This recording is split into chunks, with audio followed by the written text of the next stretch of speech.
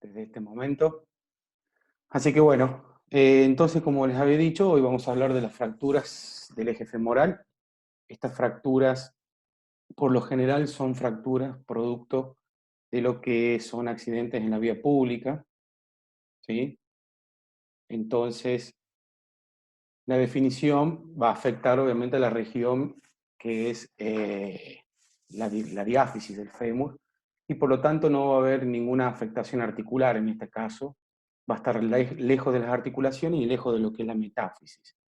¿Qué quiere decir esto? Que la evolución va a ser bastante buena y satisfactoria siempre y cuando el paciente que tenga este tipo de fracturas no tenga ninguna alteración patológica y no tenga ninguna afección en lo que es el sistema óseo, ¿sí? El mecanismo de lesión, como les dije, son traumatismos de alta energía. Esos traumatismos de alta energía se producen sobre todo en accidentes de la vía pública. En el caso de los pacientes jóvenes.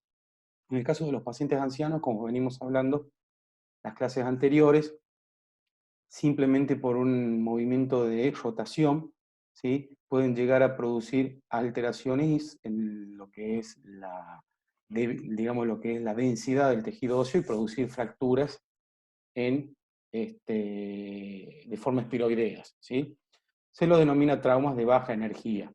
En los ancianos, la mayoría de las veces hay que tener en cuenta que pueden tener un hueso patológico, y ese hueso patológico puede resultar, ¿sí?, débil para, obviamente, fomentar la tracción de los músculos y que produzcan este tipo de fracturas. ¿Cuáles son las patologías que puede haber? Y puede haber una osteomielitis, por ejemplo, puede haber un cáncer, algún tipo, un tumor, un osteoma, que van a debilitar todo el tejido óseo, y obviamente también en pacientes jóvenes puede ocurrir esto y por lo tanto producir el tipo de fractura, siempre y cuando el miembro quede fijo y el paciente, o mejor dicho, el tronco del paciente tiende a rotar y pueda producir fracturas espiroideas o en espirales, como suelen ver, sin lesión de lo que son las partes blandas. Frecuentemente, cuando son traumatismos de alta energía, como los accidentes en la vía pública, suelen producirse bastantes alteraciones en lo que es el tejido blando, pero no así, como les dije, en los ancianos. Y también hay que recalcar siempre lo que es la osteoporosis. La osteoporosis es uno de los factores que cristaliza, digamos, el tejido óseo para que se fomente este tipo de fracturas.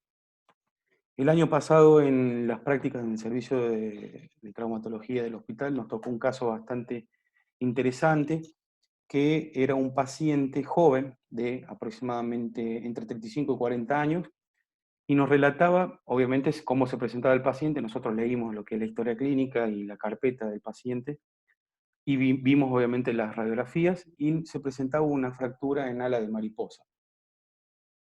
Esa fractura en la diáfisis, al interrogarlo al paciente y preguntarle cómo se había producido, el paciente nos relata que estaba entrando en calor para jugar al fútbol, ¿sí?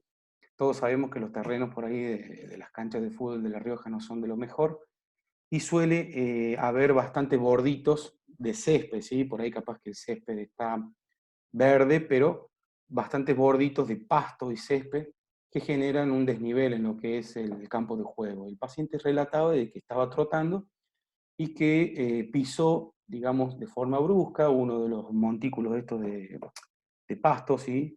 De yuyo sería, corto, y obviamente se produjo un mecanismo de lesión rotacional con caída. Obviamente el paciente se cae por producto de la fractura y observa este tipo de fracturas. Lo que más llamó la atención fue que obviamente no sufrió ningún tipo de traumatismo y no sufrió ningún tipo de accidente como para que se fracture la diáfisis del fémur, o sea que paciente joven de 35 o 40 años llamó mucho la atención.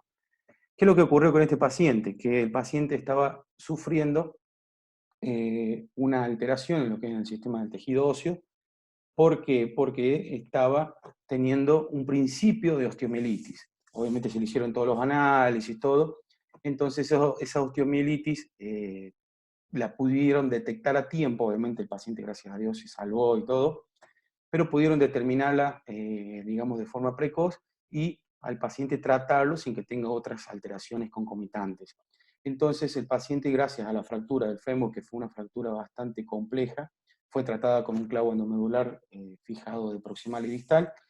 El paciente obviamente estuvo internado más tiempo de lo que tendría que estar, pero producto obviamente de la patología de base. O sea que para que se den cuenta, ese caso no es un caso muy común, ¿sí? Que un paciente con una entrada en calor pueda sufrir una fractura de fémur. O sea que el fémur es bastante fuerte y tenemos músculos alrededor, como los cuádriceps, los isquiotibiales, que lo protegen, para que no se produzcan ese tipo de fractura. En este caso se produjo, obviamente, llamó la atención y por lo tanto nos arrojó este tipo de patología que era la osteomielitis. Así que de eso, bueno, pues se pueden ver sobre todo muchas lesiones que no cierran con lo que dice la bibliografía, producto de que, bueno, las podemos visualizar o las podemos ver y podemos aprender en el hospital de eso. Bien, seguimos, porque tenemos 40 minutos. Bueno, aquí observamos las imágenes, ¿sí? Una fractura tipo de lo que es la fractura del eje y cómo ha sido tratada con un clavo endomedular. Como pueden observar aquí, las dos imágenes son distintas. En este caso, ha sido introducido el clavo endomedular en lo que es el eje del fémur, pero ha sido fijado de forma distal y no proximal, ¿sí? Ya vamos a explicar bien de qué se trata esto. Y en la imagen que les estoy marcando acá a la derecha, esperen que voy a poner el puntero láser, ahí está. Pueden observar que está encerrajado, como suelen decir, o mejor dicho, fijado, tanto proximal como distalmente, ¿sí? Ahora les vamos a mostrar más adelante por qué se realiza de una forma y otra. Los objetivos de tratamiento, como siempre hablamos, tenemos objetivos ortopédicos, la alineación o el alineamiento y la estabilidad fundamentales en el eje del fémur, ¿sí? Así como lo hablábamos cuando hablábamos de fracturas de húmero, en este caso también es sumamente importante. ¿Cuál es el objetivo? Restablecer lo que es la rotación, ¿sí? Y la longitud. Recuerden que va a llevar también parámetros bastante similares a lo que son las fracturas de intertrochanterias, subtrochanterias o cuello de fémur, ¿sí? Estos pacientes tienen que ser bien evaluados, ¿sí? Y obviamente el traumatólogo lograr lo que es la angulación antero-posterior y la angulación de lo que es el ángulo cérvico-diaficiario. Y con respecto a la estabilidad, siempre la estabilidad hablamos del foco de fractura, restablecer el contacto de la cortical, ¿para qué? Para conseguir una buena estabilidad axial, que no se vaya el fragmento distal ni en varo ni en valgo, por supuesto, ¿sí? Y los métodos que ya vamos a ver de tratamiento, que son los indicados y los más recomendables, como por ejemplo el clavo endomedular. En el caso de la rehabilitación, amplitud de movimiento, lo más importante, aquí el paciente no va a tener ningún problema obviamente en lo que es la articulación de cadera ni en la rodilla, ¿sí? ¿Qué es lo que va a pasar aquí? Va a haber alteraciones en aquellos pacientes que le coloquen una placa lateral y obviamente genere una inestabilidad. Pero en aquellos pacientes que le coloquen el clavo endomedular, va a tener obviamente una incisión en lo que es la articulación de la cadera, o sea, cerca de lo que es la inserción, o mejor dicho, de lo que es el tensor de la fascia lata. Entonces, la amplitud de movimiento, restablecer y mantener completa amplitud tanto de lo que es cadera y rodilla. No es difícil, pero hay que tener cuidado de eso nada más, lo que son el proceso de cicatrización de las heridas o de la incisión quirúrgica. En el caso de la fuerza muscular, mejorar la fuerza de lo que son los músculos que afectan, ¿sí? O mejor dicho, que están afectados por la fractura. En este caso el cuádriceps, ¿sí? Los isquiotibiales también, obviamente, pero en menor medida. Y obviamente el que está más apegado y adosado al fémur en la parte posterior son los tendones de la pata de ganso, sobre todo el semimembranoso. Estos dos músculos, obviamente, con sus componentes, vasto interno, vasto externo, el semimembranoso, semitendinoso, van a estar obviamente alterados porque pasan por el foco de fractura. Cuando hablemos de marcha lo vamos a ver. Objetivo funcional es restablecer el patrón normal de la marcha, como en todas las fracturas de miembro inferior. Tiempo previsto de lo que es la consolidación ósea, siempre como hablamos junto con el profe Marco, la consolidación ósea hace referencia a el dispositivo que se haya utilizado, ¿sí? En este caso de 4 a 6 semanas hasta que se forme, digamos, o se consolide el foco de fractura y muestra una estabilidad precoz. Pero ¿qué quiere decir? Que si nosotros utilizamos, o mejor dicho, el traumatólogo utiliza un dispositivo como el clavo endomedular, todos sabemos que el clavo endomedular se utiliza para que el paciente pueda descargar peso de forma precoz, o sea, lo más rápido posible. Y de 12 a 16, de 12 a 16 semanas, hasta que se produce la función, en los pacientes que suelen utilizar otro dispositivo que no sea el clavo endomedular. Tiempo previsto de la rehabilitación sumamente previsto, o mejor dicho, supuesto, de 12 a 16 semanas, que yo mucho no le doy importancia porque ya saben que eso es, ¿cómo se dice? Muy difícil de lograr dependiendo de lo que se haya utilizado en la cirugía. Bien, a ver. Método de tratamiento, el más importante, la fijación con clavo intramedular. Aquí dice un chorizo de cosas, pero porque obviamente es las distintas formas en que se puede utilizar el clavo endomedular o intramedular, ¿sí? Es lo mismo. La biomecánica ya sabemos que es un sistema de distribución de cargas, ¿sí? Cuando el clavo se fija de forma dinámica. Y de protección de carga, o de protección parcial en realidad, cuando se fija de forma estática. Esto hace referencia a lo que nombré al principio. Cuando es de distribución de cargas, recuerden de que no va a estar fijado ni en proximal ni en distal, o puede estar fijado en distal y no en proximal, o puede estar fijado en proximal y no en distal. Eso va a depender siempre obviamente, de lo que es el trazo de fractura y dónde está más próximo. Si está más próximo el trazo de fractura a lo que es los cóndilos femorales, o si está más próximo a lo que es los trocánteres, ¿sí? Eso va a disponer el traumatólogo de fijarlo más proximal o más distal.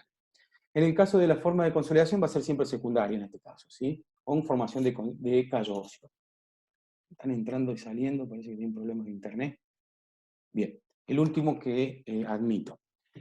¿Cuándo va a estar indicado? Siempre en aquellos pacientes que obviamente necesitemos movilizarlo de forma precoz, en este caso la rodilla y la cadera no van a estar afectadas, por lo tanto es un tratamiento de elección para este tipo de fracturas. Y obviamente con fracturas con conminución en las cuales se puedan llegar a tratar. Acá, como dice el encerrajado o digamos, la fijación proximal, para que lo entiendan, y distal, es necesario en aquellas fracturas inestables con fragmentos, como por ejemplo en ala de mariposa, que ya lo vamos a ver. Esto previene el acortamiento y la pérdida de lo que es la alineación y rotación, ¿sí? Para las fracturas transversales y aquellas que con conminución mínima, el clavo endomedular se puede fijar en un solo extremo, como le dije recién, de forma dinámica, ya sea de forma proximal o de forma distal. ¿Y esto qué va a ayudar? Va a favorecer a que haya un micromovimiento en lo que es el foco de fractura, y por lo tanto va a favorecer a la consolidación y la formación del callo óseo.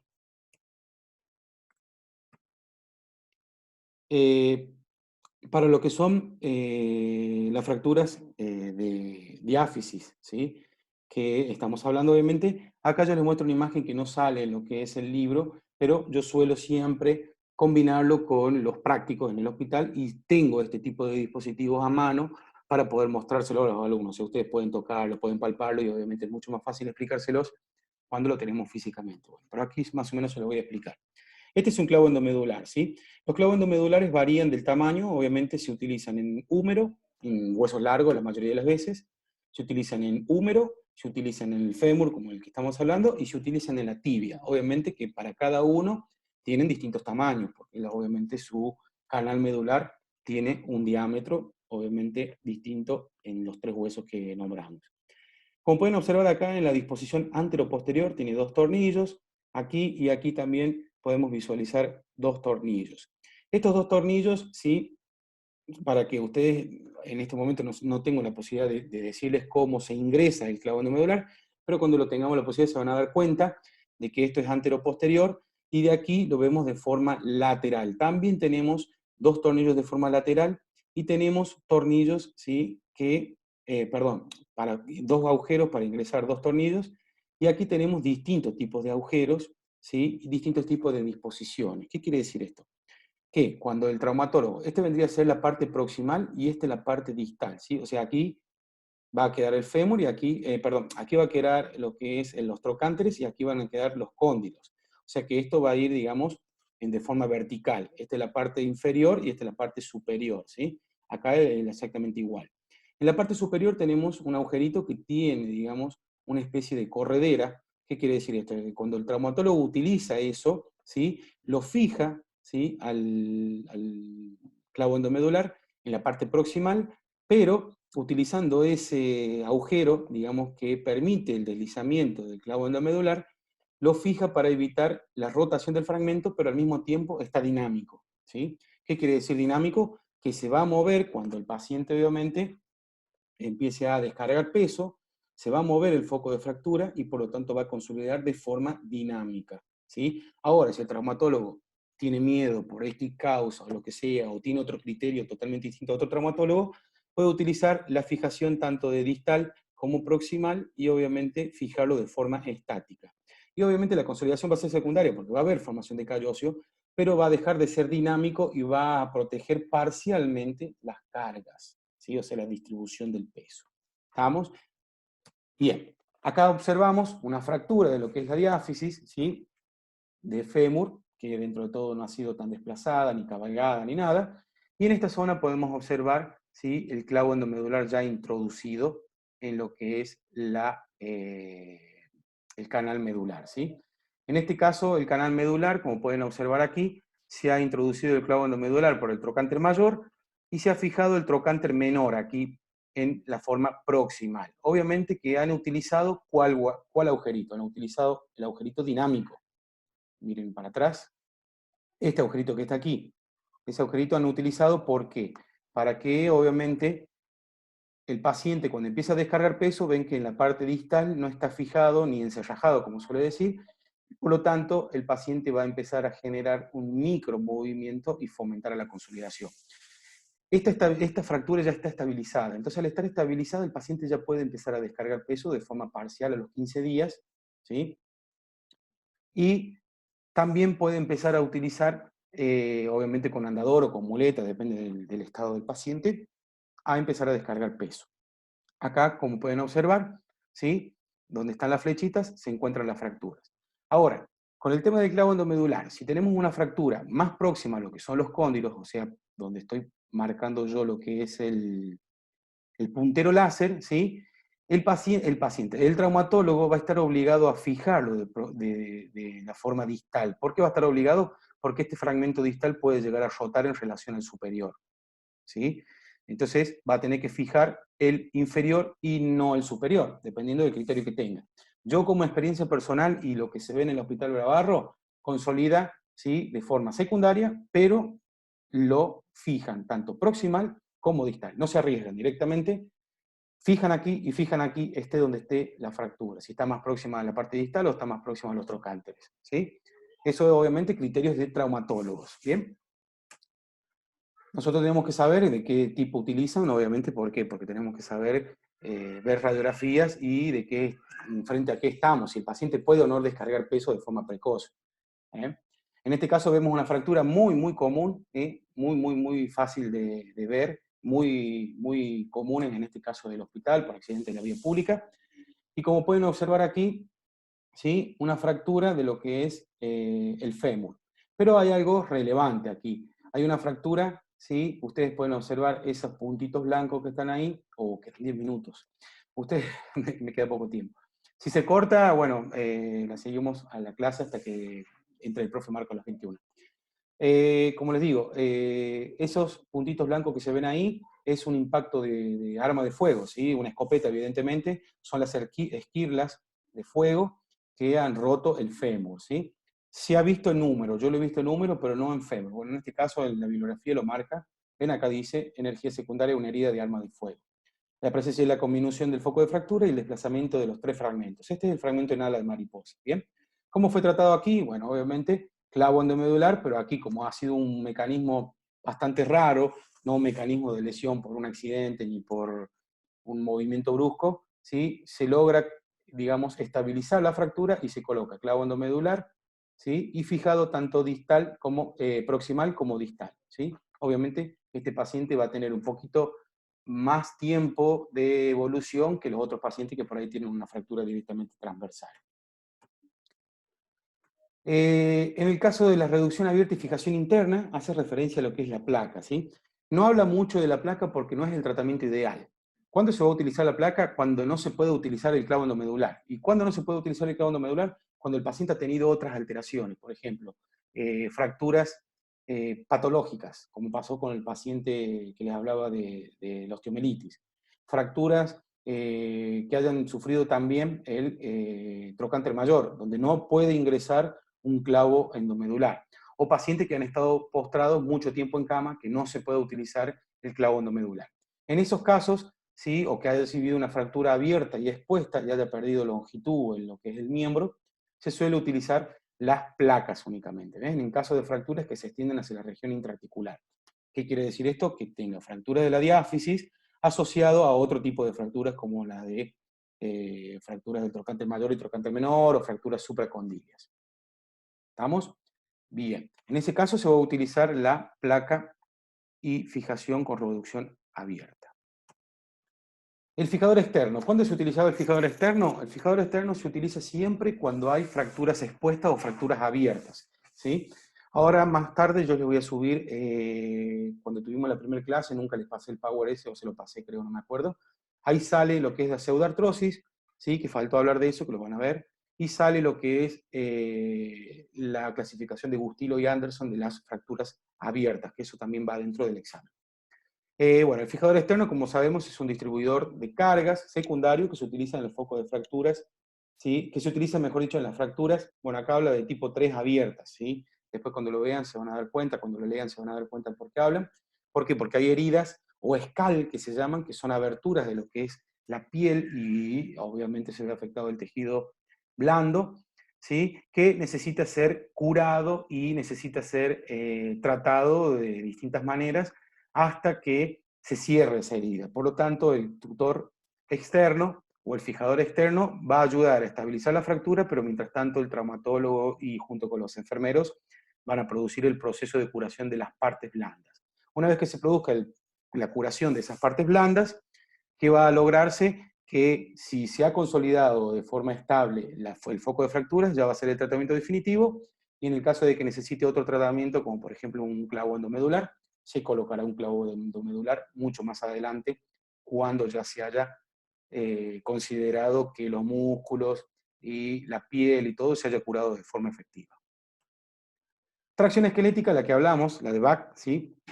La tracción esquelética, el sistema de distribución de carga secundaria, este método se utiliza como tratamiento estándar, ¿sí? Para las fracturas de fémur. Tiene bajo índice de infección, como dice aquí, de rigidez en lo que es la articulación de la rodilla. ¿Por qué? Porque obviamente, en teoría, esto no se colocaría, ¿sí? En los pacientes que van a estar mucho tiempo encamados, se colocaría en aquellos pacientes que necesitan una cirugía de forma precoz. En el caso del Hospital Berabarro, lamentablemente suele tardar entre 25 y 30 días el expediente, entonces se suele alargar, ¿sí? Se puede llegar a utilizar en casos de que no se consiga realizar una cirugía de forma inmediata, ¿ven? Como lo dice aquí. Las consideraciones especiales de la fractura, tenemos hemorragia, ¿por qué? Porque hay una zona bien vascularizada, y hemorragia, o mejor dicho, hematoma, hace referencia a que puede alterar y afectar a los músculos que están a la vuelta, sobre todo al cuádriceps. Y el embolismo, que ya lo nombramos la clase pasada, que el embolismo hace referencia también a la formación de coágulos y taponamientos de las arterias, sobre todo a nivel pulmonar, y producir otra alteración más, como por ejemplo la embolia grasa, que ya la vamos a ver más adelante, y el tromboembolismo de pulmón. Lesiones asociadas, siempre que hay una fractura de fémur, sí, obviamente el paciente, si no es patológica la fractura, como les comenté el caso que tuvimos en el hospital, esta lesión asociada sí pueden estar referidas por traumatismos de alta energía en la vía pública, que pueden llevar a tener fracturas en lo que es la pelvis, en la cadera y en la rodilla, además de lo que son las fracturas de la diáfisis. Por lo tanto, no hay que pasar por alto, ¿sí? Este tipo de fracturas. Las lesiones de rodillas son frecuentes en los accidentes de tránsito y por lo tanto es importante, más allá de que no haya una fractura intraarticular en la rodilla y haya una fractura de la diáfisis, evaluar lo que es la estabilidad, ¿sí? Como el movimiento para poder estabilizar luego la fractura y estabilizar la articulación, o mejor dicho, de los ligamentos de la rodilla. Con respecto a la carga de peso, va a estar referida a lo que venimos hablando o a lo que es de cómo se va a utilizar el clavo endomedular. Cuando el clavo endomedular se utiliza de forma dinámica, obviamente el paciente va a tener permiso por el traumatólogo, siempre y cuando controlándolo y la fractura sea estable, a permiso a que empiece a descargar peso para justamente favorecer la consolidación. O sea que una vez que el paciente ha sido operado, a las 2 semanas, o sea, a los 15, 14 días de que los puntos ya están listos para ser sacados, estos pacientes empiezan a hacer descargas parciales con las muletas y obviamente empiezan a favorecer la consolidación. En cambio, en aquellos que hayan sido tratados con reducción abierta y fijación interna, obviamente no van a tener descarga de forma parcial y obviamente van a ser controlados de forma radiológica a medida que vaya pasando el tiempo. Se espera que la reducción sea estable y que haya contacto entre lo que es las corticales para permitir lo que es la carga axial. En este caso, ¿qué quiere decir esto? Que cuando se utiliza obviamente las placas con tornillos, porque no se puede utilizar un clavo endomedular, ¿sí? Hay que permitir de que el foco de fractura, como no va a ser no va a ser una supuesta consolidación secundaria, ¿sí? Hay que esperar un poco más de tiempo, de que las corticales, ¿sí?, se unan y se consoliden. Luego tenemos la marcha, que venimos hablando con anterioridad en las fracturas anteriores, ¿sí? Que los músculos de la marcha, en este caso, como lo dice la imagen, ¿sí?, podemos observar el cuádriceps, que con su fascia se puede adherir y puede afectarse y meterse en el foco de fractura, sin que el traumatólogo se dé cuenta, antes de la cirugía, obviamente. Entonces eso puede llevar a producir dolor en todo lo que es la cara anterior del muslo y un hematoma interno. En el caso de los músculos de la pata de ganso, sí, se van a cortar, ¿sí? Todo lo que son los isquiotibiales, se van a producir un acortamiento producto de que el paciente obviamente va a andar con muletas, ¿bien? Y de esa manera se va a presentar. Entonces no vamos a tener una extensión completa de lo que es la rodilla. Fase de apoyo del 60%. Aquí, como sabemos, el apoyo talar, cuando apoyamos el talón, el cuádriceps se tiene que contraer. Al contraerse, tiene que estabilizar esta rodilla, por lo tanto, al no contraerse bien, cuando el paciente realice el golpe del talón, tiende a caerse la punta de los pies y obviamente el paciente no camina de forma normal, porque le duele. Los músculos, en este caso de la pata de ganso, tienden a contraerse de forma excéntrica para producir el frenado, digamos, de lo que es la pierna cuando, ¿sí?, viene de la fase anterior, que vendría a ser la fase de balanceo. Y pasar al golpe del talón. Esto también se puede ver un poco afectado porque van a estar retraídos. No se puede realizar, obviamente, la extensión máxima. Nos queda un minuto, si se corta, ya les mando un link de nuevo y hablamos 10 minutitos de las preguntas que queden volando ahí, ¿sí? Con respecto al apoyo plantar, el cuádriceps se contrae concéntricamente, que es prácticamente lo mismo que hablábamos recién, y el golpe del talón junto con el apoyo plantar, ¿sí?, evitan el bloqueo de la rodilla. Ustedes saben que cuando caminamos por ahí tenemos que tratar de bloquear la rodilla. En este caso va a haber una debilidad y el paciente no va a poder apoyar de forma total la planta del pie. Acá pueden observar, bueno, cómo está colocado el clavo endomedular, ya ha sido reparado todo lo que es la lesión del cuádriceps, y obviamente pasamos a la fase de apoyo medio. En la fase de apoyo medio, sí, obviamente va a doler. ¿Por qué? Porque el paciente tiene todo lo que es la pierna de ese lado, porque va a ser un apoyo medio. Cuando ya descarga prácticamente todo el peso en esa pierna, va a sentir dolor, sobre todo en la cara anterior del muslo, donde está la fractura. La fase de despegue no se ve alterada en este caso.